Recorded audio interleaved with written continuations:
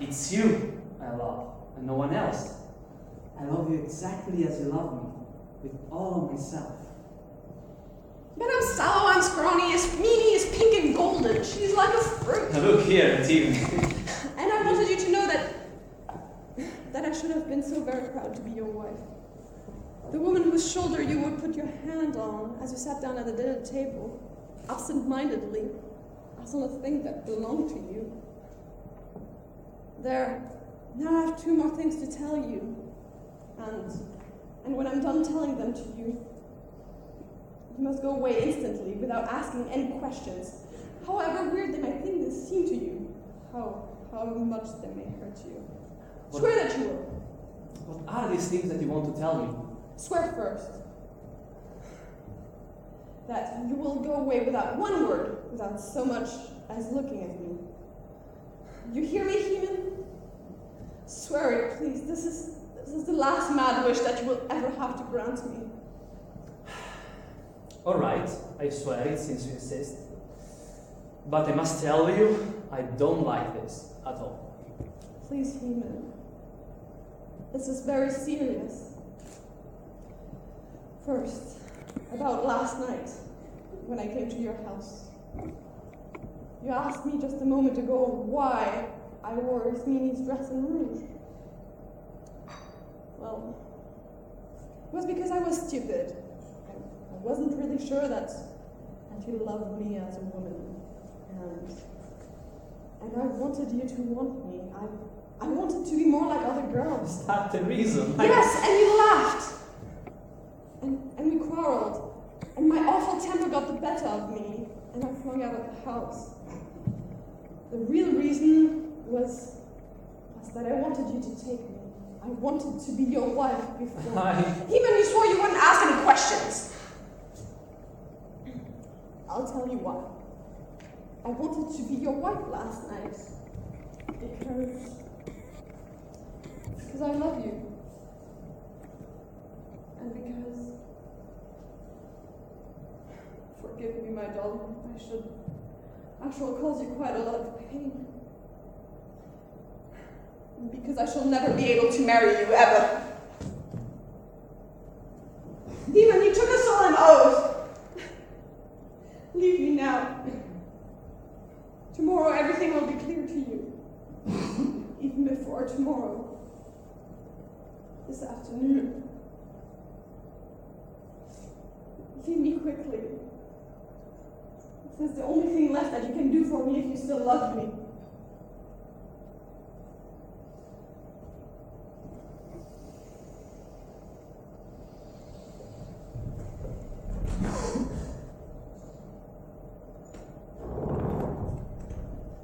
Well, it's over for Heman and Antigone.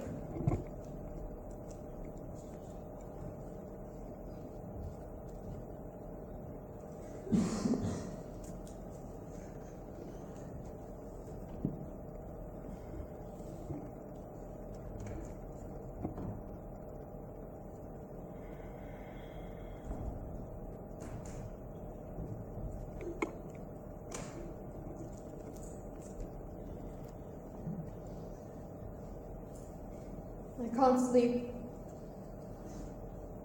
I'm terrified. I'm so afraid that even though it's daylight, you'll still try to bury Volkhuis.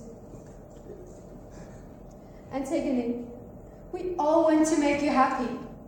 Heman and Nurse and I and Puff whom you love. We love you. We are alive and we need you. Do you remember what Volkhuis was like? He was our brother, of course. But he's dead, and he never loved you. He was a bad brother. He was like an enemy in the house, and he never thought of you.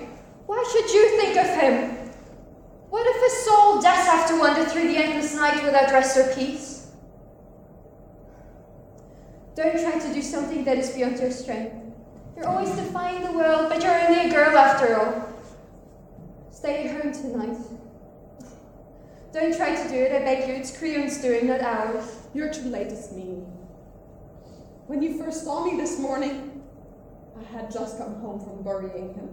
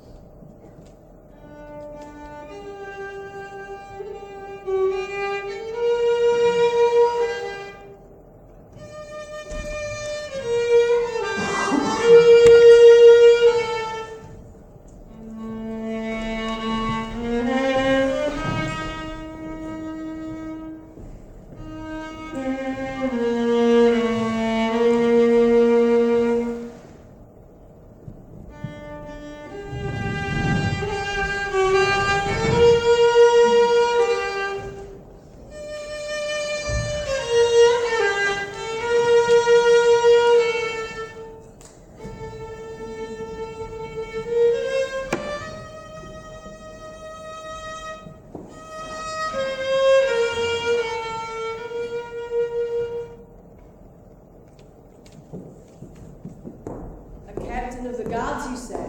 One of those watching over the body? Send him in.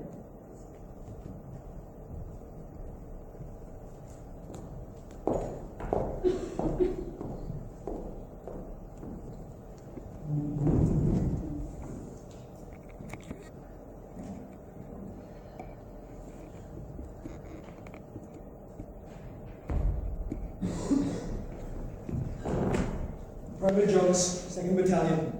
And what are you doing here? It's like this, sir. As soon as this happened, we said we gotta tell the chief about this before anybody else spills it. He'd want to know right away. So we tossed a coin to see, sir. We thought only one man had better come because, after all, you don't want to leave the body without a guard, right?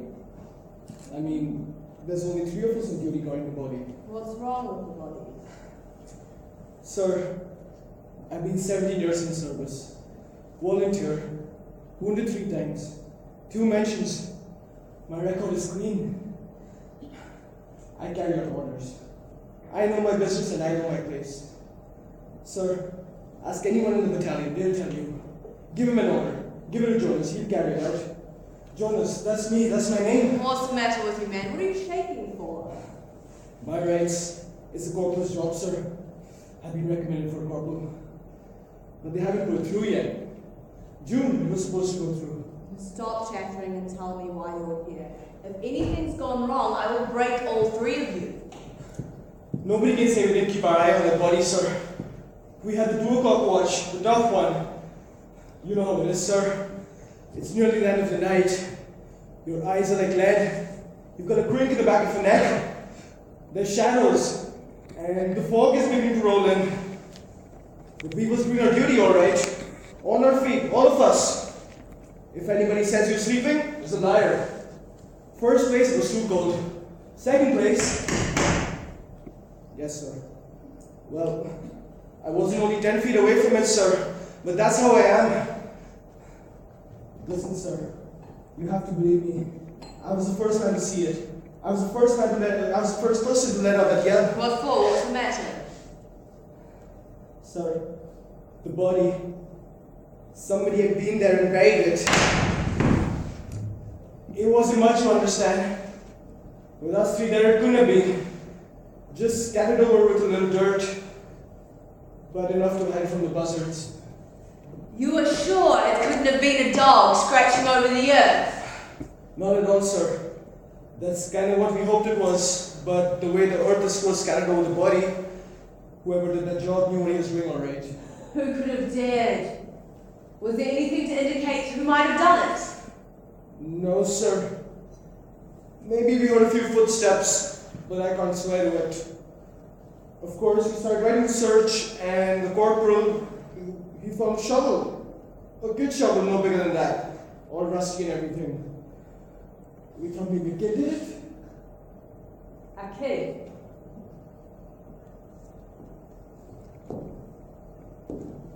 A kid? I broke the back of the rebellion. But, like a snake, it is coming together again. Polonizing springs with their gold locked by my orders in the banks of thieves. The leaders of the mob, stinking of garlic and allied to envious princes. And the temple priests, always ready for a bit of fishing in troubled waters. A kid. I can imagine what he is like, their kid. A baby-faced killer creeping through the night with a toy shovel under his jacket. Though I shouldn't have corrupted a real child. Very touching, very useful to the party, an innocent child. A martyr, a baby-faced killer who will spit in the face of the guards that kill him. A free gift to their cause, the precious, innocent blood of a child on my hands. They must have accomplices in the guard itself. Look here, you, who knows about this? Nobody, sir. Just us 3. We flipped a coin and I came right over. Very well. You will continue on duty. When the relief comes up, you will tell them to return to barracks. And you will uncover the body. confident, I expect you to make an arrest and bring the party straight to me. And you're not to open your mouth about this. Not one word to another human soul. You are all guilty of neglect of duty and you will be punished. But if the rumour spreads throughout Thebes that the body received burial, you will be shot, all three of you. Sir, we never told nobody, I swear. Sir, anyhow, I've been up here with you the whole time. Suppose my parents went to relief. I couldn't be with them and here too. Sir, you're my witness. I've got 2 kids. I was here with you the whole time, sir. I was... Get out. If the news doesn't get out, you won't be shot.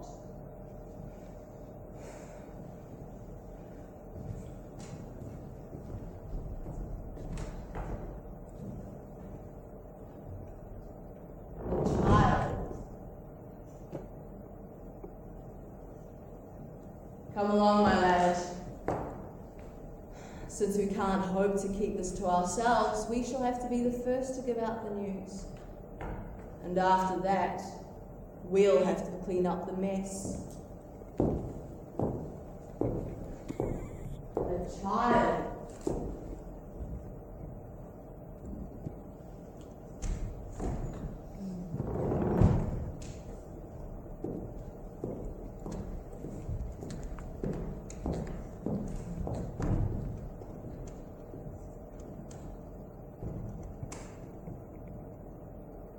The spring is wound up tight.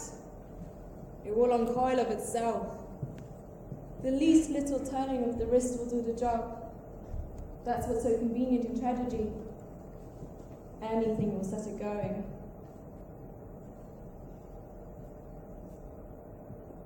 A glance at a girl who happens to be lifting her arms to her hair as you go by.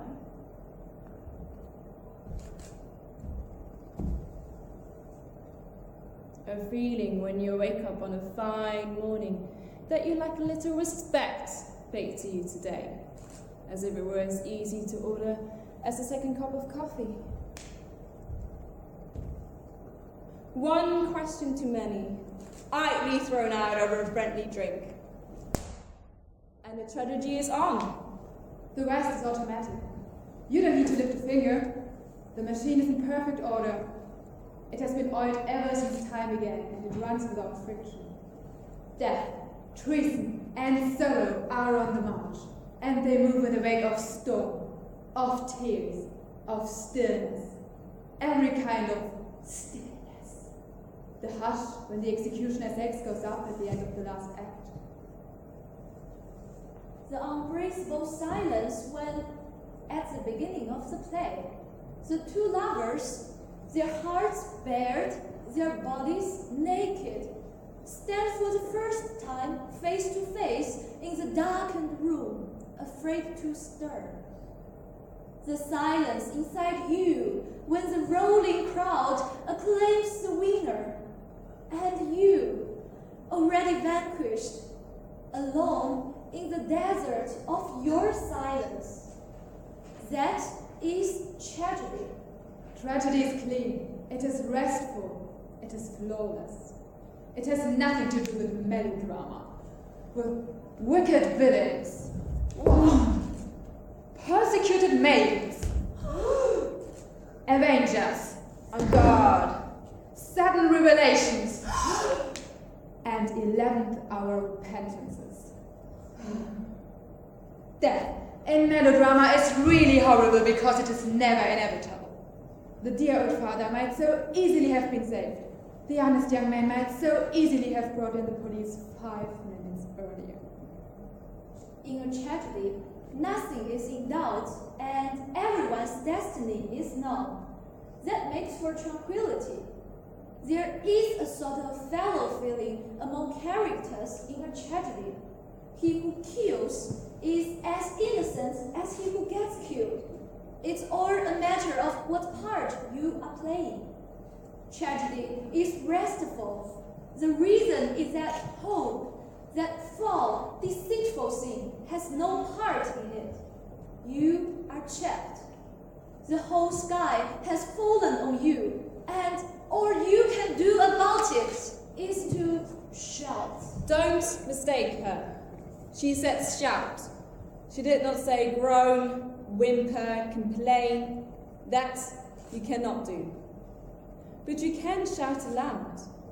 You can get all those things said you never thought you would be able to say, or never even knew you had in you to say. And you don't say these things because it will do any good to say them. You know better than that. You say them for their own sake. You say them because you learned a lot from them. In melodrama, you argue and struggle in the hope of escape. That's vulgar, it's practical. But in tragedy, where there's no temptation to try to escape, argument is gratuitous. It's kingly. The play's on! Antigone has been caught. For the first time in her life, little Antigone is going to be able to be herself.